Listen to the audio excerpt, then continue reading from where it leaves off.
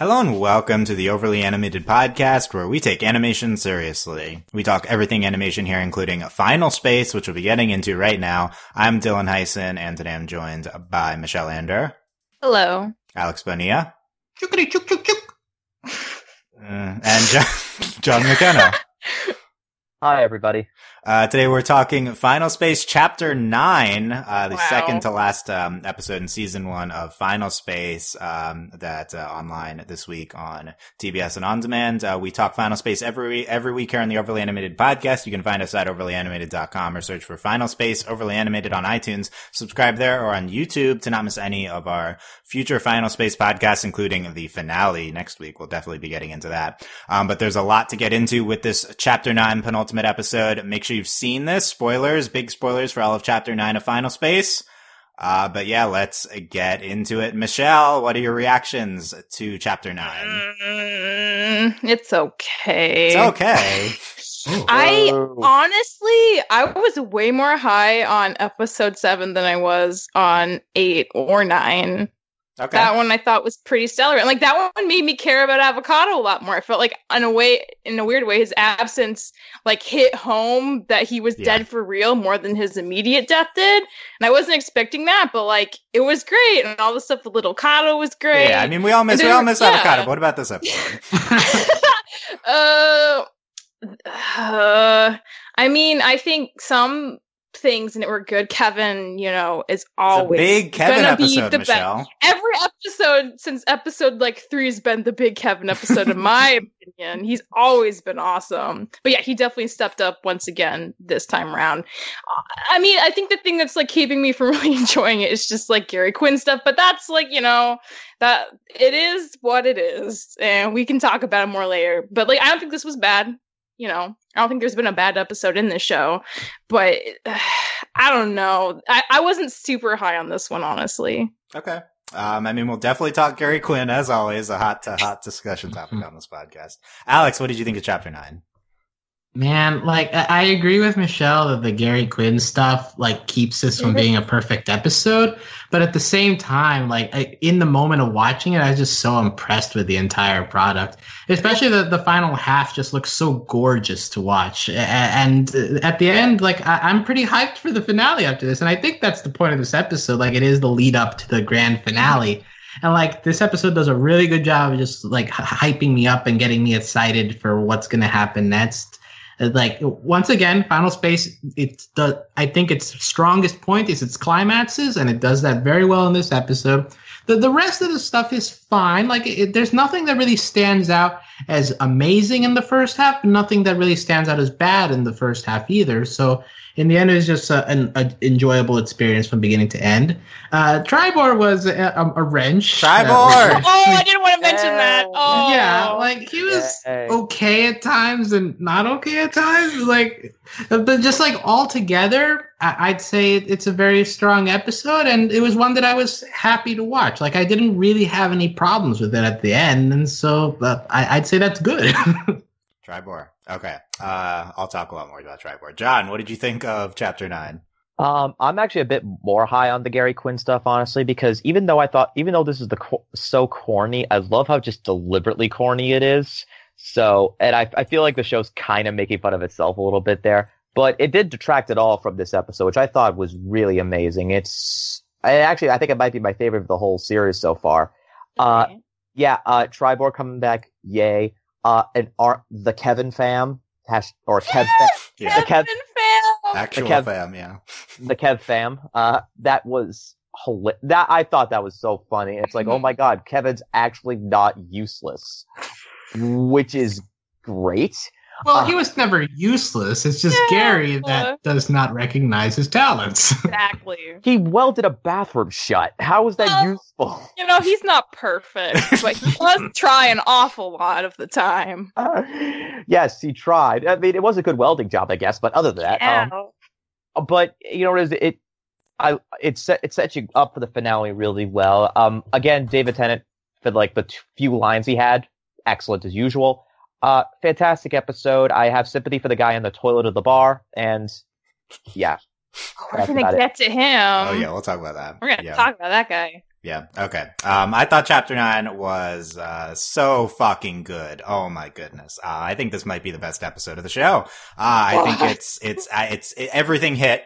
I think the Gary Quinn stuff is depending on your viewpoint, is a potential wrench. But it's like, if you, again, much like episode 4, which this is very similar to, if you can isolate Gary Quinn just to this episode, I think it's sweet.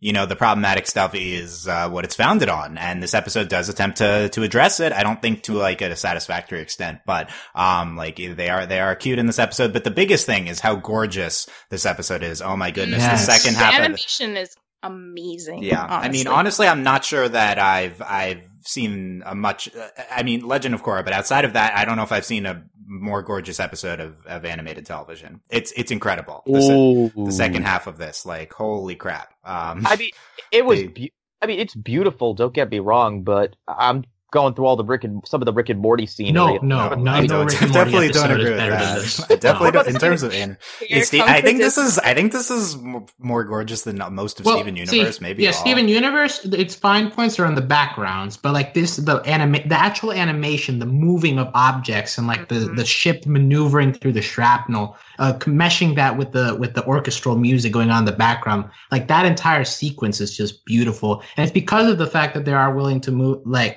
the way they manage the motion of all the objects going on, and Gary and Quinn floating through the sky with a bunch of other stuff going on. Yeah. Like it's all so messy, but at the same time, like it feels so clean. I don't know how to describe it.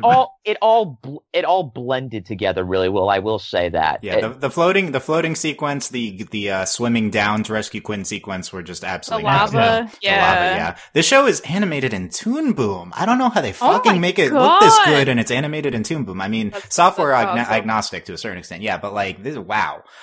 This show is for our listeners that have no idea what Toon Boom is. Can you clarify? I don't know that much either, but there's definitely it's a program that's it's a program. Yeah, there's a lot of quote unquote bad looking shows that are animated in Toon Boom. So this is definitely the best that I've seen, and like wow, it's incredible. But I think the whole episode's fantastic. We're underrating Tribor to an incredible extent. Resistance Leader Tribor is so good, so funny, and one of my favorite gags the entire show by far. Oh my god, I love Resistance Leader Tribor. The k.v.n family gag is great. The episode is just really funny. The dramatic sequences are incredible. Like it's very similar for me to episode 4, with like the dramatic sequences being the high point. Gorgeous sequences. I absolutely love it. The story is a great self-contained unit. I love the animation of like Earth, the Earth ending and like being sucked into space. This is like what I'm more looking for, I guess, than 7 and 8, which is interesting because I don't think there's anything narratively ambitious in this episode. And like 8, I called like, narratively underwhelming or basic. I would agree with that. And for me, 8 was like, there wasn't a lot going on and it was disappointing. This episode for me is, there's not a lot going on, and I love it because it's such a great unit, and, it works so well with what we're trying to do.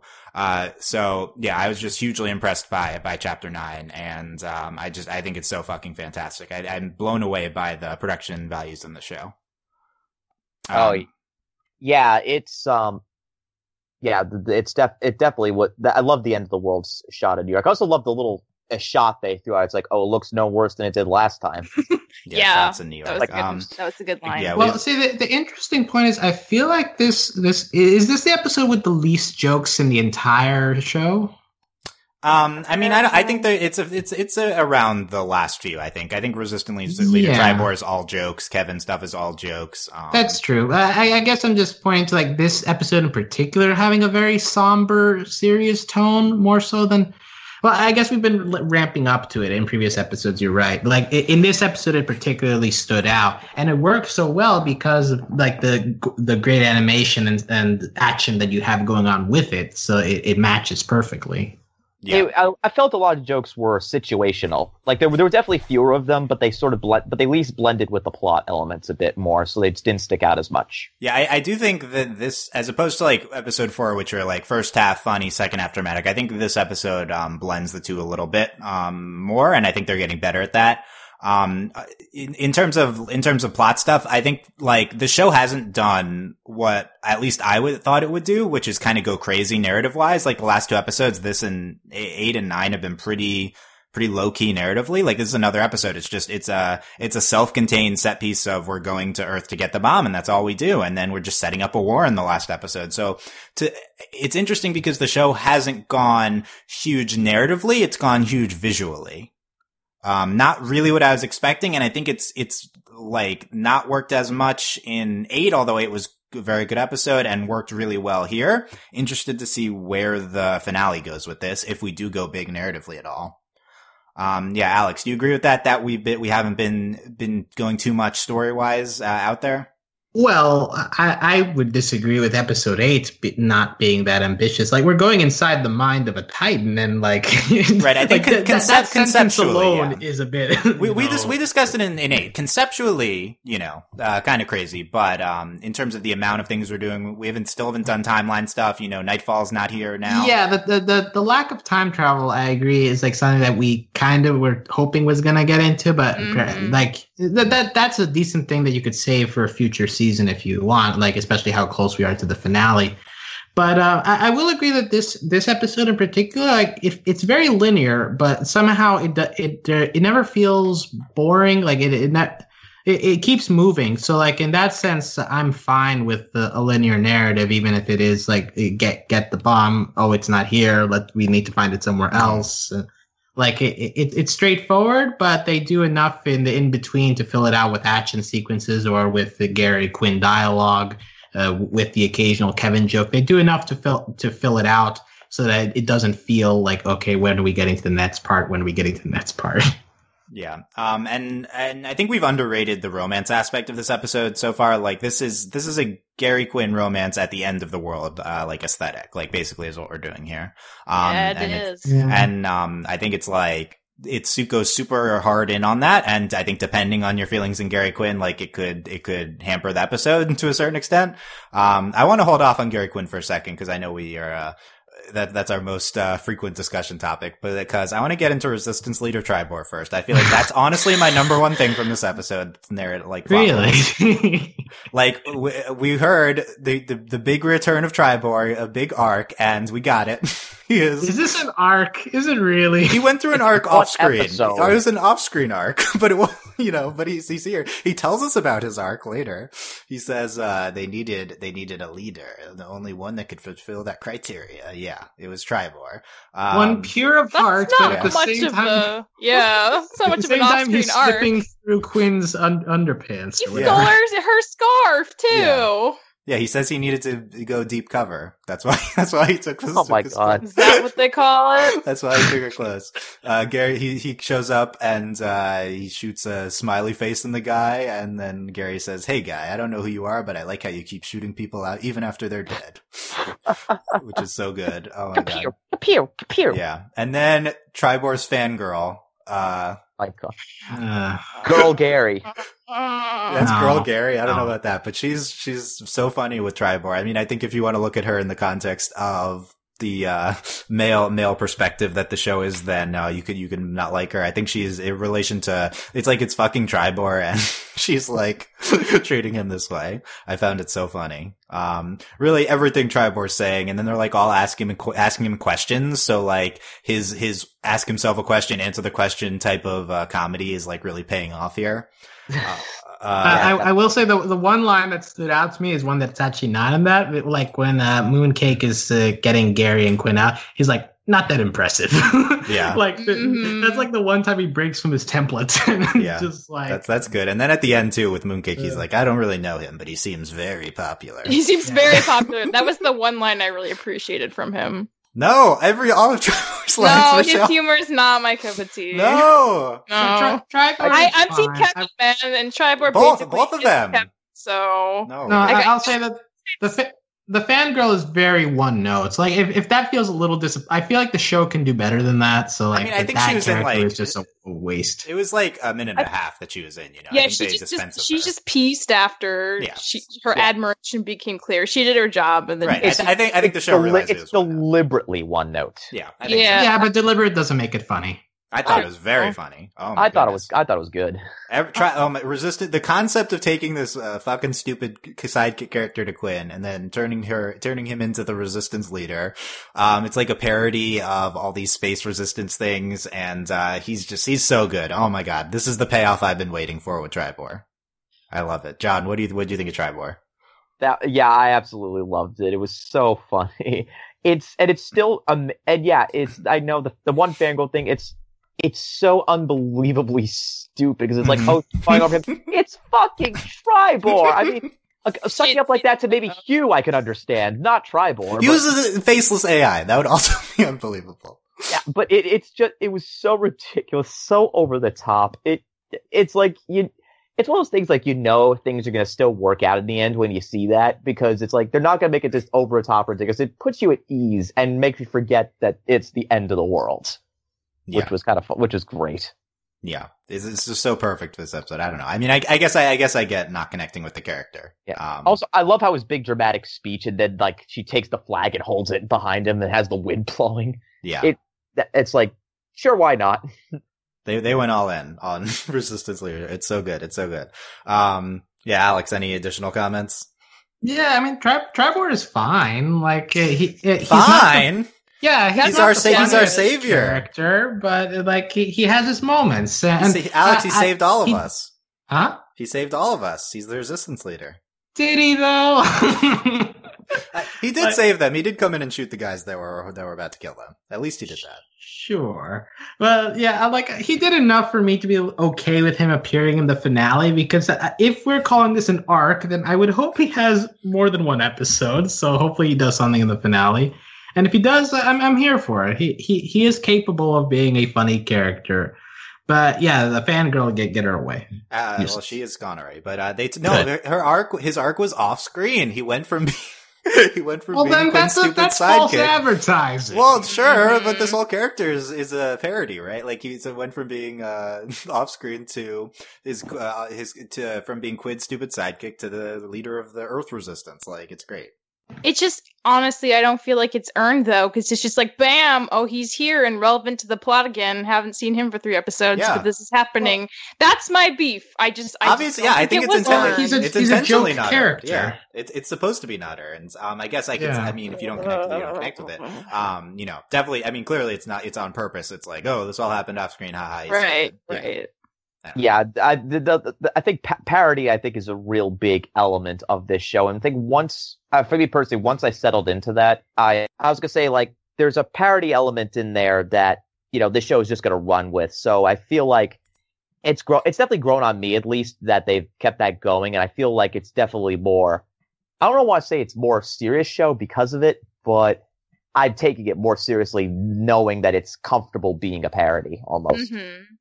I think that's fair. Yeah. I mean, I think that's the whole Tribor character. Okay, let's talk k.v.n, Michelle, because it's a big k.v.n episode. It is a big k.v.n episode. First of all, he has a mech suit.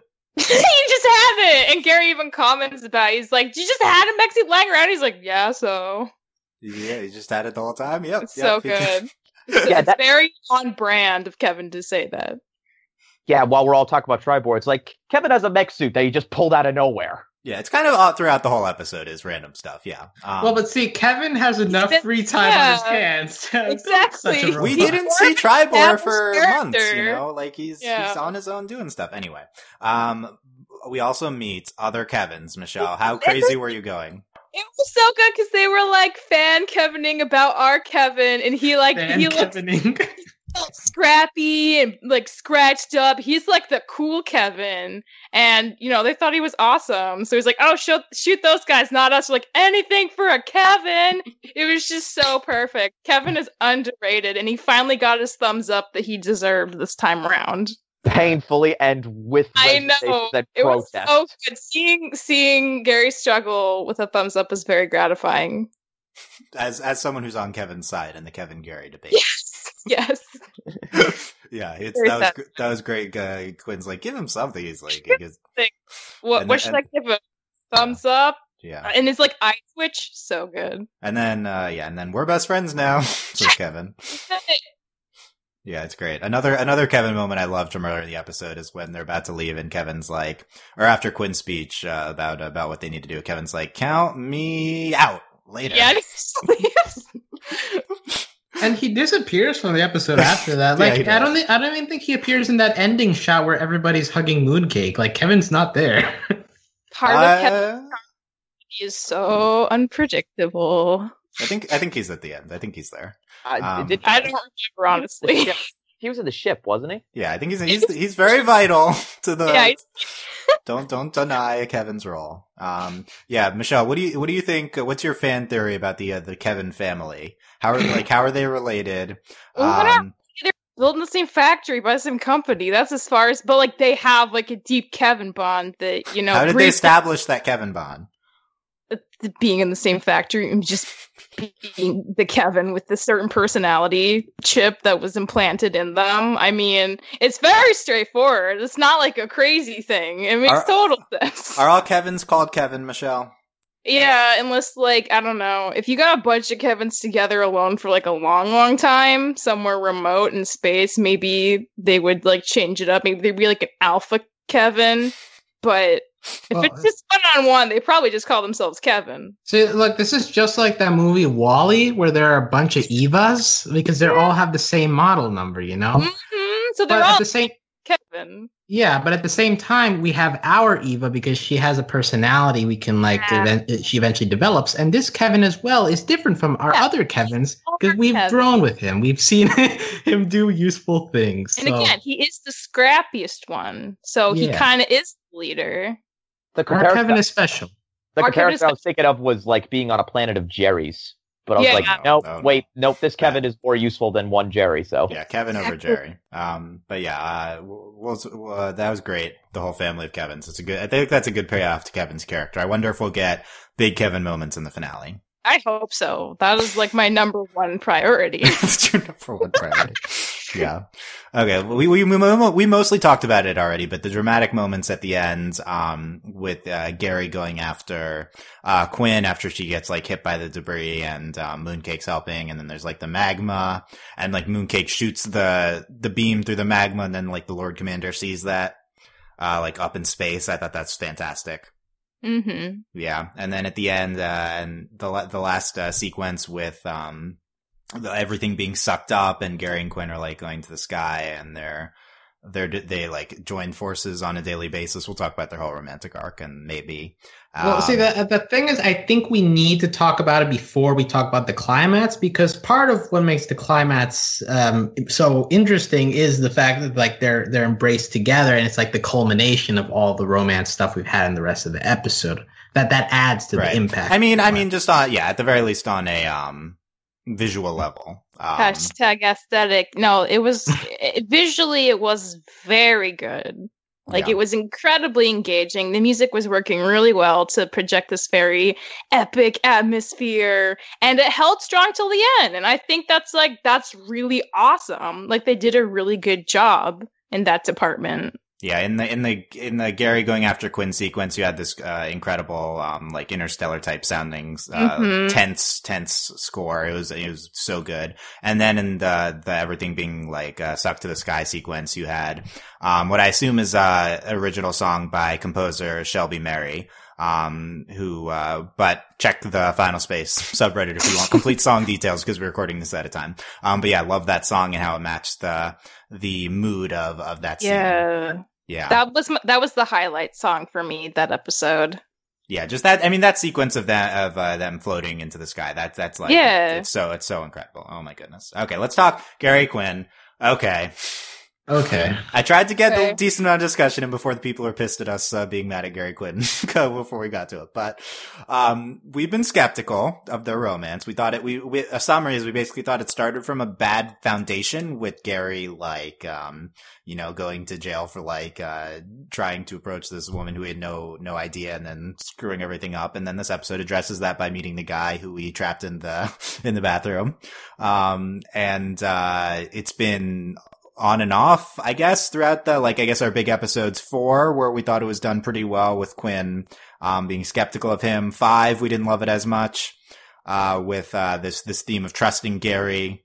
Last episode 8 was a big one for the two of them, with Quinn witnessing Gary and his dad's scene on the monitor and seeing like what he's going through, and she seemed a lot more sympathetic to him from that point on, and that carries into this episode where she's pretty well open to his advances, it seems like, and like she puts up resistance while they're fighting, but it's more of like, I can't concentrate on that right now. Yeah, that was a dumb time to ask about getting, drinks. And it continues the theme of Gary wearing Quinn down, unfortunately. Yeah, because, like, how is she supposed to, and she even, has that line, which makes me think the episode's a bit self-aware of, what a ridiculous thing that is to ask someone when they're trying to concentrate on not getting killed. To be like, this is all I can think about, Quinn! I want to know if you'll go on a date with me! Yeah. I mean, I think it is definitely aware during that scene, and it's like Gary's just Gary, and he can't, that's what he's doing in that moment. But he eventually said, yeah, I'll get a drink with you. And then they have their drink, their first date, having drinks at the bar when they get there with the apocalypse guy in the background. That scene is gorgeous too. And then, they're like holding hands underwater. I'm not gonna lie, like that moment was sweet. Yeah. When they're holding hands? That one? Yeah. They're not able to swim as well, only trying to paddle down with one hand though. It's not practical. I was distracted by how beautiful the ocean looked. Yeah, okay. It was a good moment. And then, he says, chances of some lip to lip action, moderate. Good Lord, my slacks are tightening. Oh my God. He did say that. It's true. I was like, this is, I thought that was funny. I mean, it's bad, but it wasn't bad. It was actually a very, fine line. I was just like, okay, I don't want to think about your slacks though, bro. You want to think about Gary's slacks tightening? It's a Gary line. It's a good Gary line. Yeah, it's a very Gary line. Yeah. Moderate. Good Lord, my slacks are tightening. Okay. And it's like, this is actually a pretty good first date. Quinn's hit by the breed. Gary's going after her. And then, later they're being sucked up. And, then, would you want to join forces with me on a daily basis? Maybe. And, he's happy about maybe. And then they hug. I love how he just has such low bars of success. She said maybe. Yeah, I have a possibility. Depending on where they started, that means a lot coming from Quinn at this point. After sending her videos with no response for 5 years, I think this is a big step. Yeah. Michelle, what are your feelings on what's presented with the Gary and Quinn romance in this episode? Were you into it at all? I think at the very end, when they're floating up, and they have an exchange where he's like, what do you think about going on adventures and joining up on a regular basis? She's like, yeah, well, it's a hard maybe. And he's like, woohoo! I thought that was genuinely sweet. But I mean, I think the thing I was always hoping that would happen with Gary and Quinn was not that Quinn would come around and just see that he's a great guy, but that Gary would actually evolve, because he even spelled out why he likes Quinn in this episode. She's like, why do you even like me, Gary? You don't know me that well. And he's like, you're everything. I'm not. Oh, I forgot about that part. Yeah. But Gary doesn't take that to then, stop being Gary. He's very consistently himself the entire show. He doesn't really evolve. It's really about Quinn coming around and just appreciating who he is. And I think that's kind of a bummer, but that aside, I mean, and aside from, him trying to ask her to go on a date, under the circumstances being as crazy as they are, when she pushes him out of the way, and she gets knocked unconscious, and we have that extended sequence, I hate that the show damseled her. I mean, I get why they wanted to do it, to make it this big heroic thing for Gary to swim down, and the animation, and they're just the show's putting so much weight on him just swimming down to rescue her. And Hugh even is saying oh, Gary, I don't think you should do this. And he's like, but I have to, because it's the right noble thing to do. He doesn't say that, but that's essentially what's going down. And it's just, I don't like it. It just doesn't. I mean, I guess you could argue oh, it's an equal thing because she saves him first, but she saves him and then she's immediately locked out, and then all the weight and attention is put on Gary going down and grabbing her and then dodging all the lava that's conveniently attacking him in this path, and then them floating up, and then she's like finally awake, and she's like, oh wow, what a wonderful person who did this for me. And like, it's a great thing that he did that, but it still feels kind of weird and kind of stacked in Gary's favor. And I still don't think it's just, I just feel like there were some missed opportunities with his character growth, number one. But I mean, there were some genuinely sweet moments. But I mean, it's episode 9, so I think we're basically, they're like together more or less at this point. So unless something really incredible happens, like the last episode, this is kind of what they are now. And I mean, I think that's like fine, but I don't think it's great. I think the rebuttal to that is that Gary has actually sort of earned this episode, I think, because in the beginning, when he's introduced, he's trying to impress Quinn. He wrecks a bunch of spacecraft and lands in jail. But since then, even though personality-wise, it's still very much the same. We've gotten a lot more depth and clarity into it. So since then, he's actually flown into the surface of a sun and actually broke into inner space, which, nobody thought he was going to do that, but he did it anyway. We learned about his relationship with his father. We saw him. He really has sort of taken the lead a lot more in his role as quote unquote Captain Gary. So he is becoming more useful. There is a lot more depth to his character. Is he still kind of, this sort of a lovesick puppy? Yes, he is.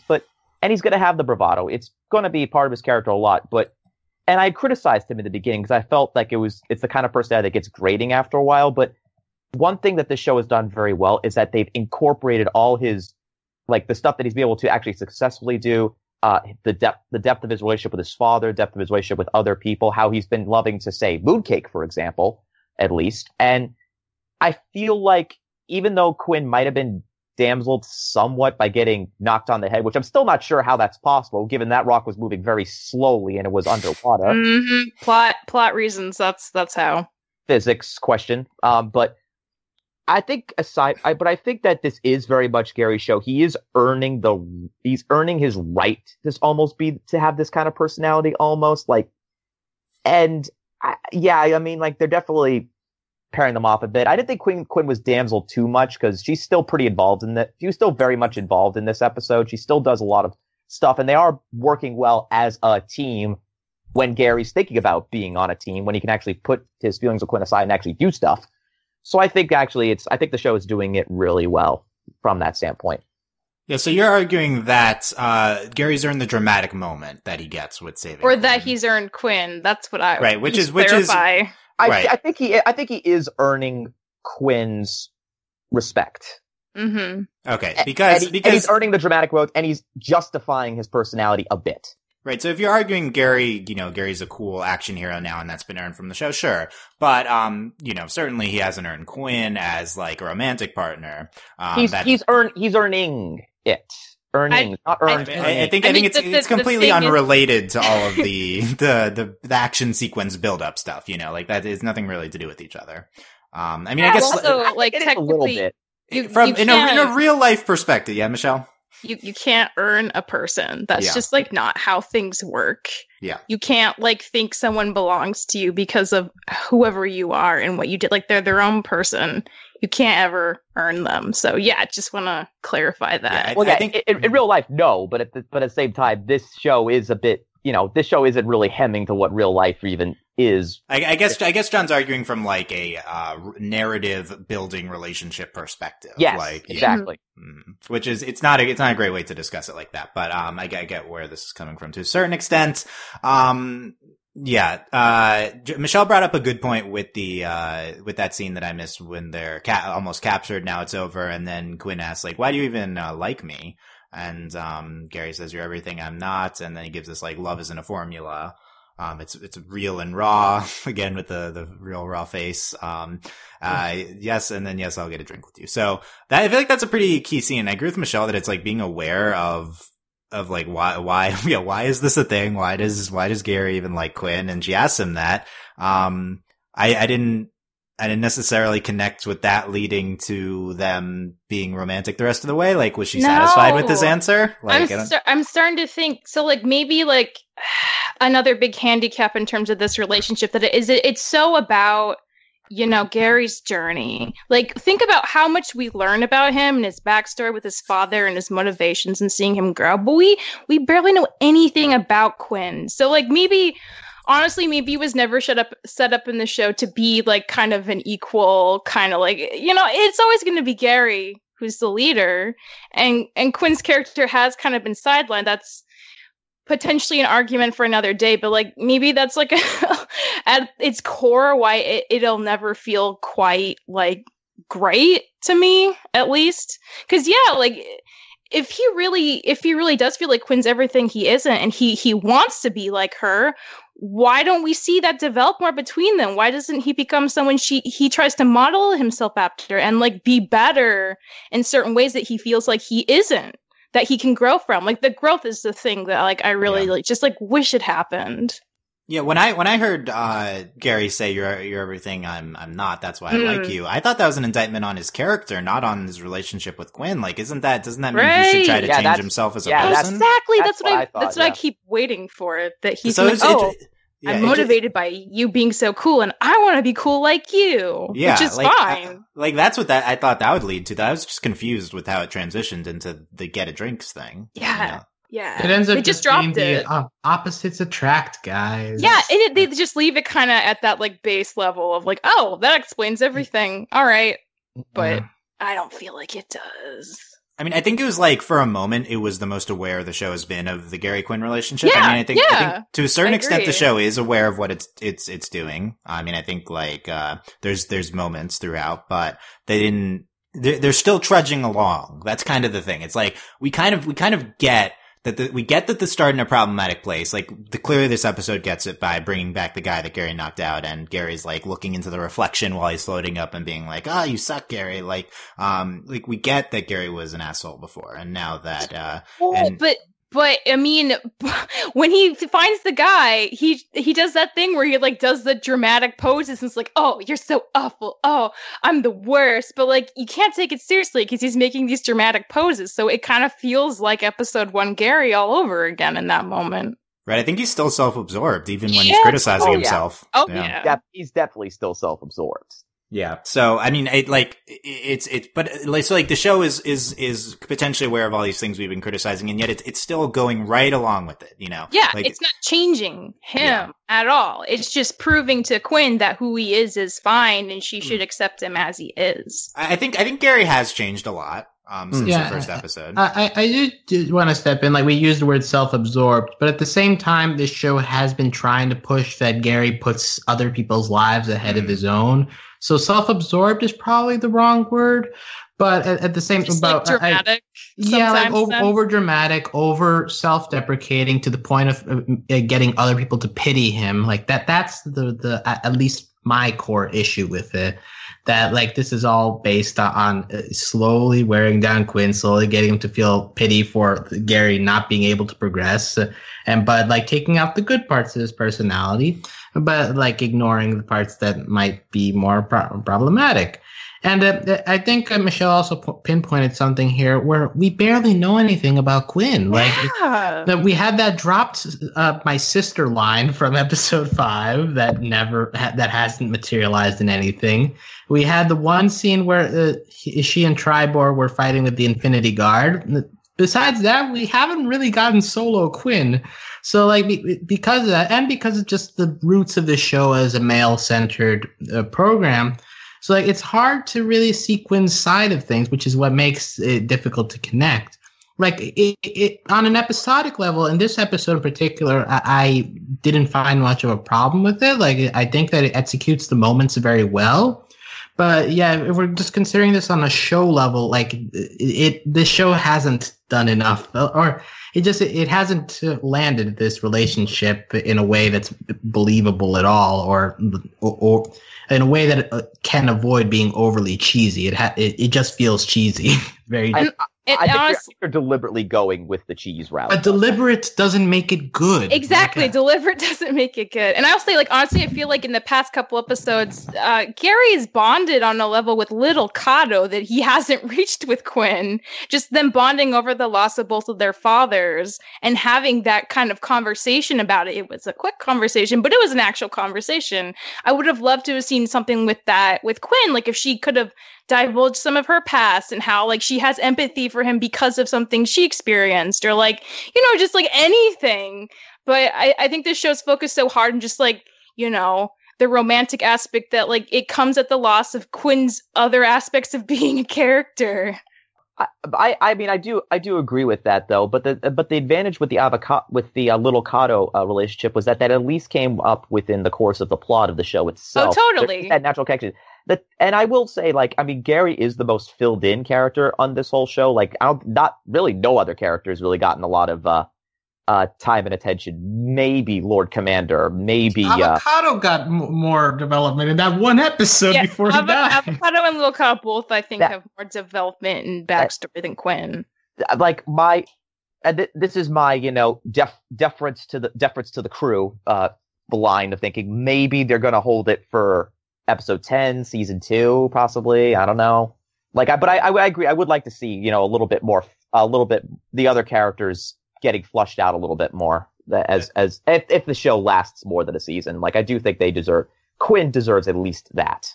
Yes. Quinn doesn't have explicit backstory, but she's a much better character than Little Kato. Little Kato has nothing going on. Quinn has we've seen a lot of different emotions and insights into her mindset and stuff like that. We also have Nightfall. I think 5 and 7 are kind of the big Quinn perspective episodes, where 5 is it's like learning to trust Gary, but at least it's through Quinn's perspective on what's happening. And then 7 I disagree. That episode is entirely from Gary's perspective of Quinn.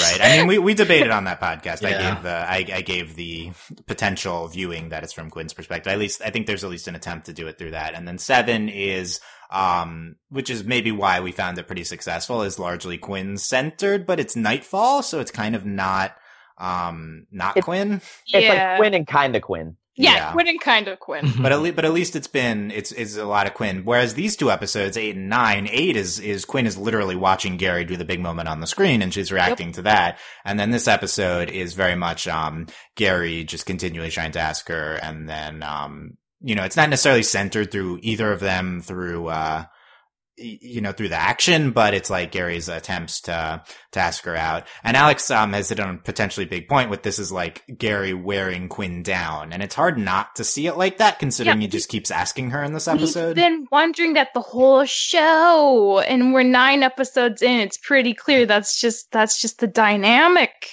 That's it. Is there a reading where, I mean, clearly the show has tried to do other build up. We've had the trust thing. Episode 5, last episode, Quinn saw like the emotional core of Gary. So I think it's like it's tried to justify it not with like Gary just asking a bunch of times. It's like on Quinn's own time of like her relationship with him coming into focus. Exactly. That's the most successful, I think, the show has been handling it, when it's more about Quinn just like seeing him being a good person and putting himself before other people, and like, you know, showing that he has positive, like, admirable traits.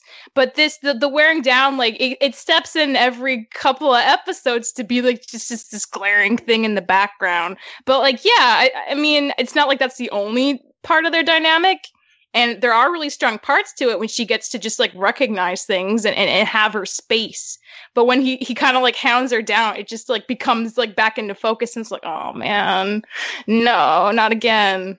Yeah, I think I would argue that, and you guys can tell me whether you agree or disagree, that this episode, if it would be fine, the wearing down, quote unquote, in this episode would not be seen as a problem if we did not start from where we started from with Gary Quinn. I think it's just the problem of the videos and the jail and everything with that. Well, I agree with that. This is a problem that has been building since the introduction. Like, as I mentioned, in a vacuum, this episode it handles it okay-ish.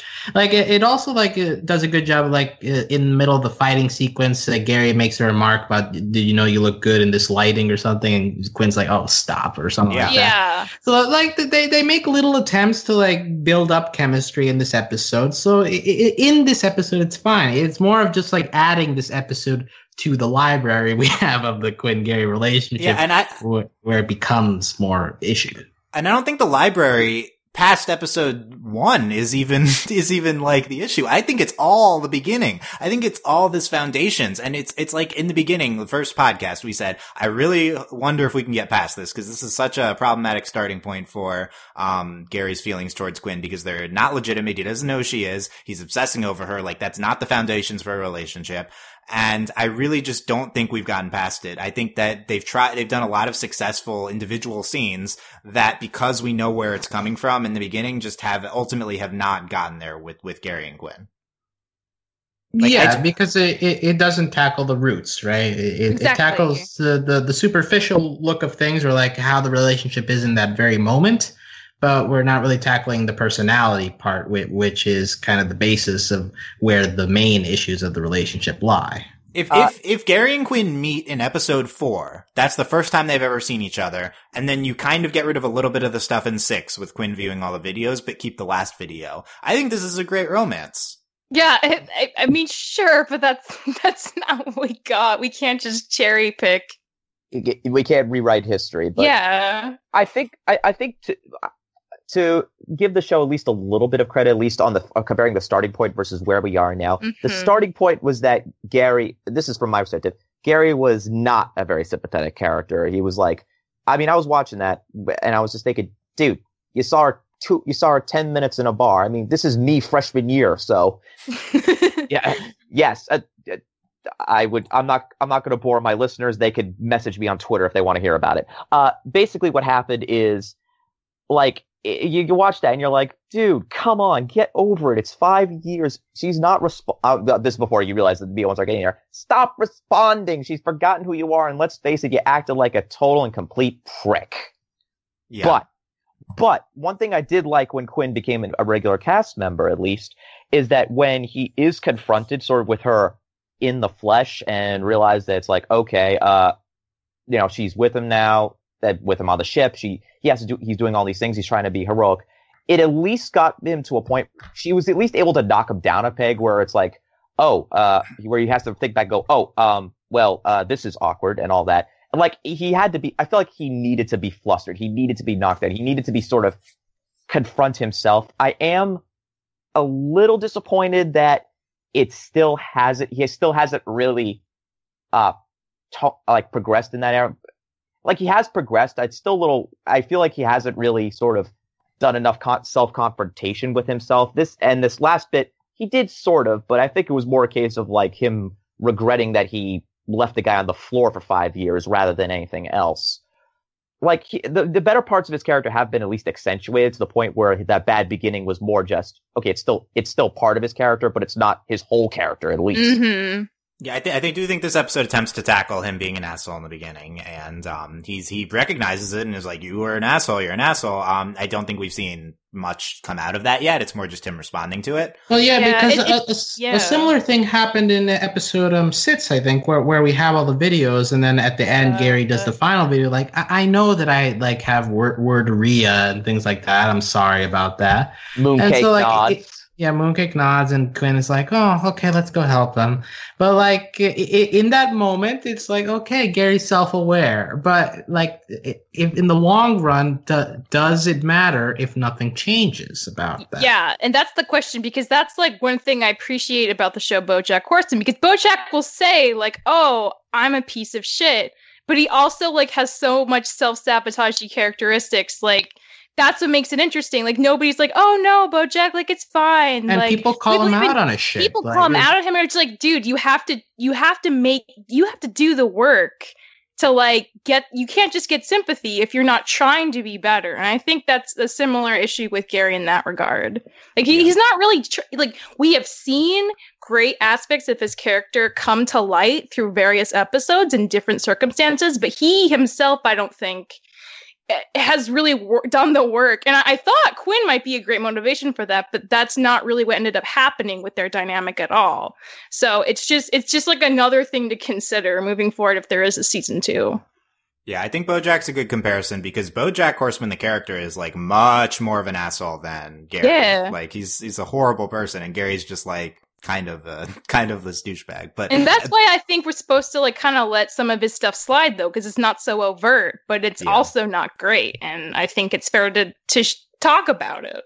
Yeah, I think Gary, intentionally an asshole in the beginning of this show, we're supposed to see him grow and not be an asshole anymore. And I don't think and I think that's true. We've seen that he's a better person now, but it's not, not in the way that's like satisfying that he hasn't gotten what he deserved from the beginning or whatever. That's like a vengeant viewpoint on that. But I think John mentioned something earlier about the show kind of giving off that Gary has earned this through his accomplishments, through gaining some kind of respect for what he's done. But like that's a bit of a dangerous thing to go down, right? Like I'm falling in love with you because of what you've done rather than who you are. Like that is a bit of a very tough line to walk if you're going to try showing that. That's a really good point. Yeah. The Gary Quinn stuff is kind of caught up in the Gary as an asshole and improving. And, it's just, I don't know. It just hasn't been super satisfying seeing it grow from the place that it started. There are so many sweet romantic moments in this episode. Alex mentioned the emergency lighting line, which I thought was really clever. Emergency lighting brings out your hotness. I didn't like the hotness word choice, but, it's very good. It's in Gary's personality. Yeah. And the ending sequence where they're embracing as the world is ending around them, like that sequence is beautiful. It's undeniable. Even I agree. Like, as someone who has like so many, feelings and thoughts about this relationship, I cannot deny it was very moving, and context aside, it was very touching. Like, it's an intense situation and they're holding on to each other and like they're going through this together, and like you feel that. It's just like all the other stuff surrounding it that keeps it from being, I think, really, really strong. Right. And for me personally, I'm able to isolate the episode, I guess. I clearly don't ship Gary and Quinn at all, nor do I really like their relationship.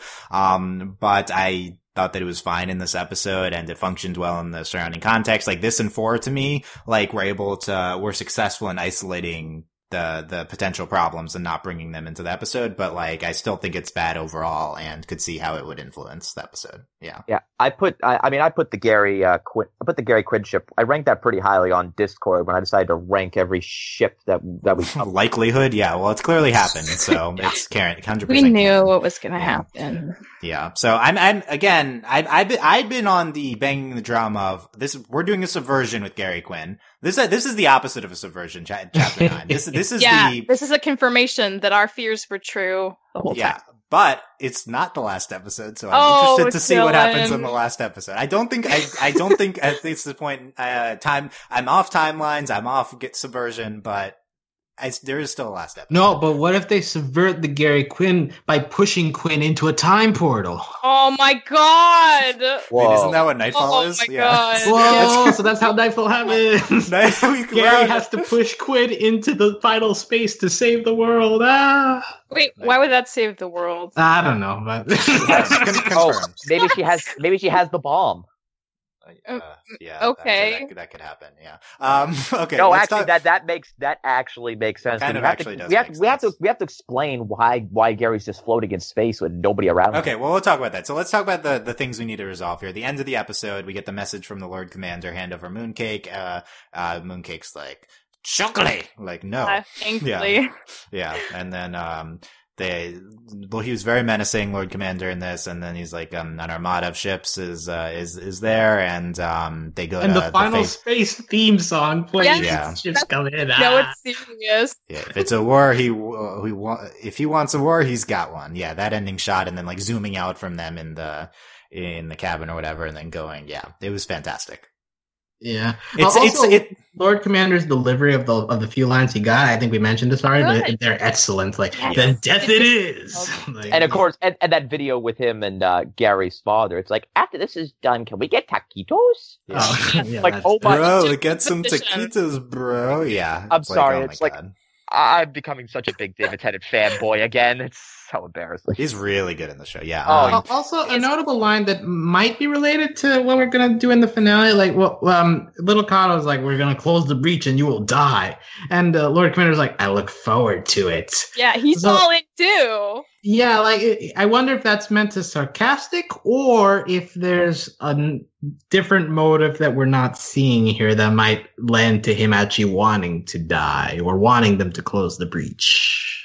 I think we're reading a little into that, but we'll see. Okay. We'll see. It's possible. At the very least, the end of this episode is setting up a pretty straightforward war action finale. Mm-hmm. Do we buy it that's what it's going to be? It did feel very Voltron-y. very Voltron setup to it. Do we think it's a Voltron finale? I've been the one saying we're doing crazy things, narrative things, we're subverting stuff, we're doing timelines. Like this, the setup here is not for that. No, but we do still need to figure out what Final Space actually does, if it's related to timelines. And how Mooncake's going to fit into that. Yeah, and as John mentioned, what are these pre-credit scenes? Because once again, we get 1 minute left. The cookie timer thing continues from last episode, and it's very somber. And he says it's an honor to be your friend. How is this tying in? Because this has to be resolved. How is Gary floating in space? How does this tie into the pilot? Is this the pilot? How are we getting to this point? Is this an alternate timeline? Is this the end of the show? Well, I'm pretty sure that sequence when he's floating is what's going to happen in the last episode. Like that's going to happen in the last maybe 2 minutes of the episode will be that point. Yeah, clearly that's level 1. Is that this is what the finale said? Yeah. You're laughing at me, my conspiracies with level 2. No, because you're like, that's the 1 level, but now let's go to level 10 yes! analysis. Yes, I like it. It's gonna be. I really think it's gonna be a case where he's about to die and all that, and it's just gonna end with a ship zooming in, saving him. It's gonna be full of people he doesn't recognize, and credits. Right. This is level 1. Yeah. I don't want this. I really don't want this. I want some crazy shit happening in the last episode. I think this show will do that because like that's been what this show's been doing. Like just throwing like that Titans reveal out of nowhere. So like I fully expect to be surprised in some way by the finale.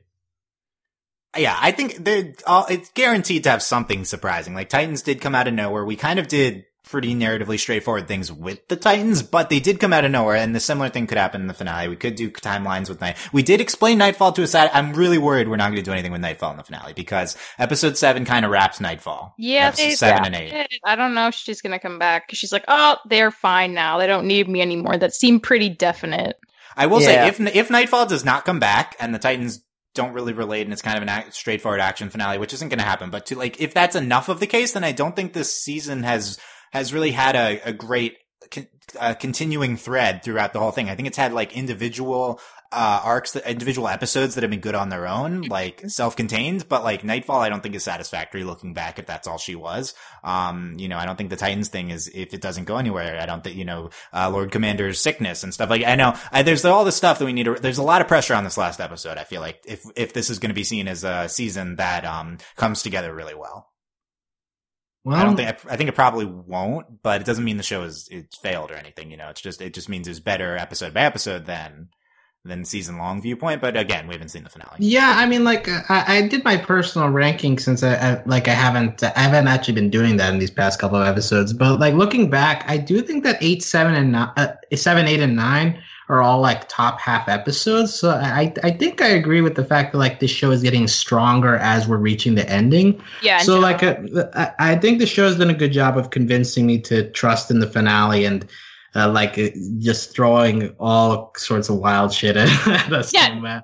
That's one thing I appreciate. Like this show seems pretty okay with just like throwing stuff at the wall and seeing what sticks and what ends up working out really well and what maybe didn't work out good. But I feel like those are the kind of risks that you should take with the show because you don't quite know what you have until you make it. It's all conceptual.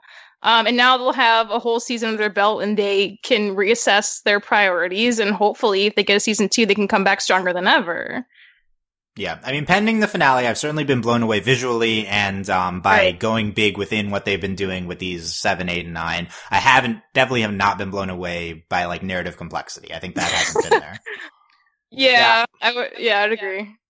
I mean, I agree with on the visuals thing, though. I will say this about the show: it feels comfortable in its own skin, which is nice. It knows what it wants to do. It knows where it's aiming for. It's not aiming to be the next, I don't know, space Steven Universe or whatever. But it's more like it's in space. Yeah, it's more, I know it is. Oh wait, shit. Okay, bad example. No, yeah, I get what you're saying. I agree. It feels comfortable with what it's doing. It's almost leaning towards being like the next Futurama. It hasn't tried to do more than it's doing, basically. Like, I think that's this episode's strength. That's why I think 9, it's either for me 4 or 9 is the best episode heading into the finale. It's because 9 is, it's doing a specific thing. We're going to the Earth, we're getting the bomb, we're doing the end of the world Gary Quinn romance arc aesthetic, and we're just gonna do that fucking fantastic, and that's all we're doing. Like, I think that's great. That's a great decision. Like, that was super successful. But for a finale, I like a little bit more, so we'll see. And I do think, like, I made the comparison to Voltron before, but, like, I've complained about Voltron in the past because their finales are often just full action sequences the entire episode, and that gets boring after a while to me personally, as well animated as it can be. But, like, this show has done a good job of melding action sequences with humor, with emotional depth. So that's why I'm more hyped about this. Even if we begin with the simple setup of, okay, space war, let's have fights for the beginning of the episode. Like, I still trust in the show to make that exciting by sprinkling in the other elements that have made this show so interesting to watch throughout this entire season. Mm-hmm. Yeah. Yep. I'm hoping for that. We'll be very, very hyped for this next week finale. Two random things before we end here. The turtles.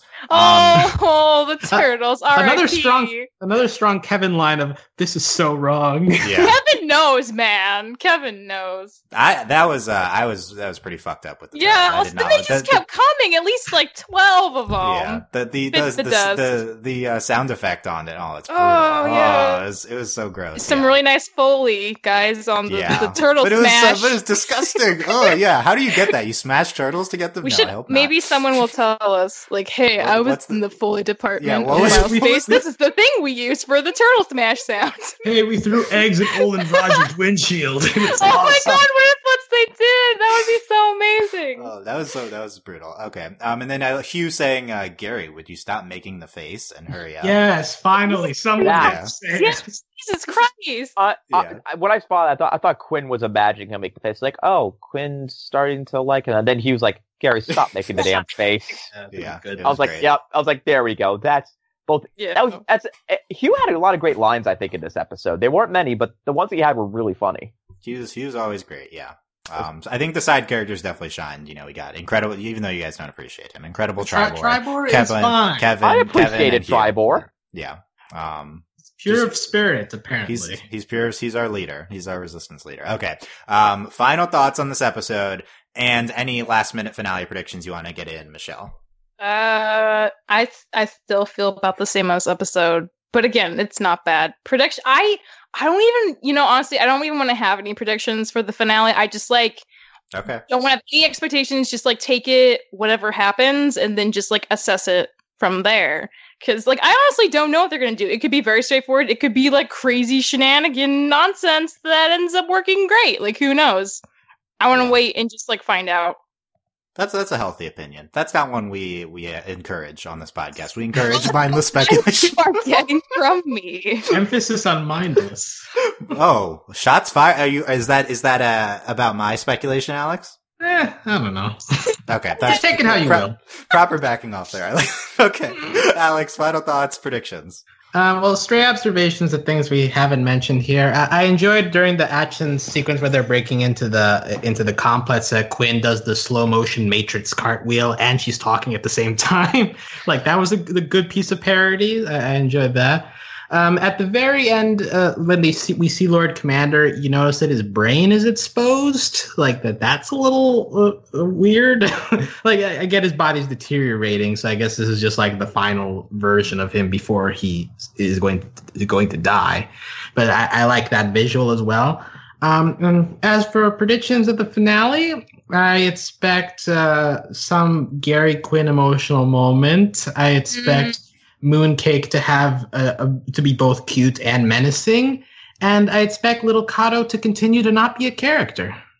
These are the fucking coldest takes I've ever heard. That reminds me, my one take would be that Kevin has a great one-liner and does something cool.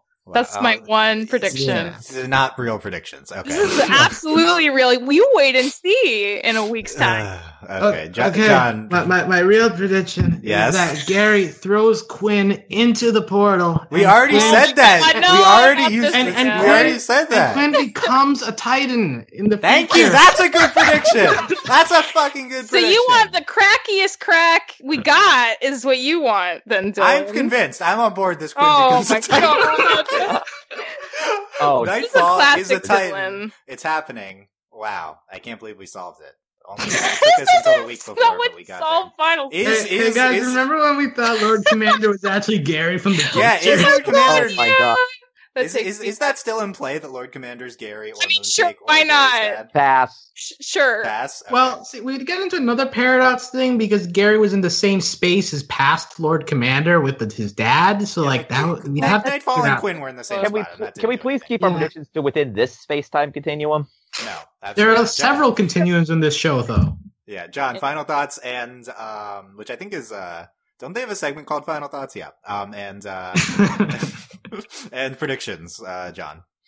The real moral of the story is, if you are in a bar and you see someone lying down on the stall, don't wait 5 years to go figure out if he's okay.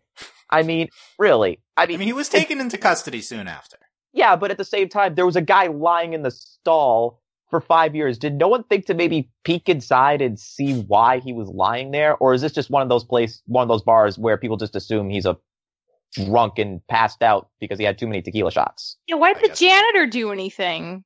Yeah, I guess there's no janitor. I mean, in New York, maybe janitors just don't give a shit about drunks. I don't know. Yeah, finale predictions, John. Okay, fine. Finale prediction. That drunk guy says no. Finale prediction is that everyone will die with the exception of Gary, who will get saved. It's a cold prediction, I know, but I have a feeling that they're just going to be brutal and kill everybody off. Everyone dies except Gary. That's a hot take, because Gary's the one that's dying in the pre-credits. So everyone dies but Gary. Okay, I like that. How do we do season 2? No season 2. No. Finally get it. Like time stuff, maybe in that. Yeah, case. It's an alternate timeline. Gary travels to an alternate timeline to reunite with Quinn. We do the same season over, but it's just it's like variations. No, season 2, he gets rescued by a ship full of Ventraxians. We do the same season over, but instead it's Quinn instead of Gary, and Gary instead of Quinn. I would love that. I kind of see them doing something like that, to be honest. It would be equally unhealthy, but I would watch the crap out of that. It would be ambitious, sure, but yeah, that's what we're doing. Okay, I'm on board this hot new theory going around that that Quinn is going to turn into a Titan. I'm on board with that one.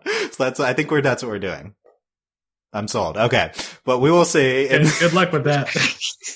One of the crazy things we've said these 10 hours podcasting on the show will come true in the finale. That's my prediction. That's probably still a hot take, to be honest. Because nothing with Kevin is a hot take for a wrong reason, though. Kevin is, I don't know. He's gonna something with the Titan Lord Commander timeline, alternate timeline. Kevin, are we gonna do an Interstellar thing where they send the robot to do the bomb? Oh no, that would mean Rip Kevin. Sacrifice, you take that back, Alex. Take it back. I don't want. No, I mean that'd be a perfect culmination of his character. But no, that's too much. Don't let him do it. Kevin is TARS. Oh God, he is. He's gonna take the bomb and he's gonna go into final space and save everyone. And it's gonna be so sad. Interstellar. Sorry, guys. I think spoilers for that. I think we already did that with the insertion in a previous episode. It wasn't enough of a sacrifice. More sacrifices. Okay, so dramatic k.v.n moment. That's our final prediction. Let us know your finale predictions. Get them in before next week. Tell us on YouTube comments or overlyanimated.com. Make sure you subscribe to not miss our finale stuff. Let us know what you thought of our discussion here. Did we spend too long once again talking about Gary and Quinn? Talk about Final Space with us on our Discord, overlyanimated.com/Discord. Support us via Patreon, patreon.com/overlyanimated. Thank you very much to all of our patrons, especially our patron of the podcast, Otaku Guy 01. And thanks as always to our patron executive producers, John, Ryan, Steve, Alex, Andy, and Hugh. Check out a bunch of other awesome animated show content that is coming out in the future when this podcast comes out at overlyanimated.com. And, we'll see you for the finale. Gonna be hype. We'll see you on the other side. Have they said that in the show? I don't think so. But that's a spacey thing to say. Okay. Talk to you guys later. Bye. Live long and prosper. No, not that. Take care.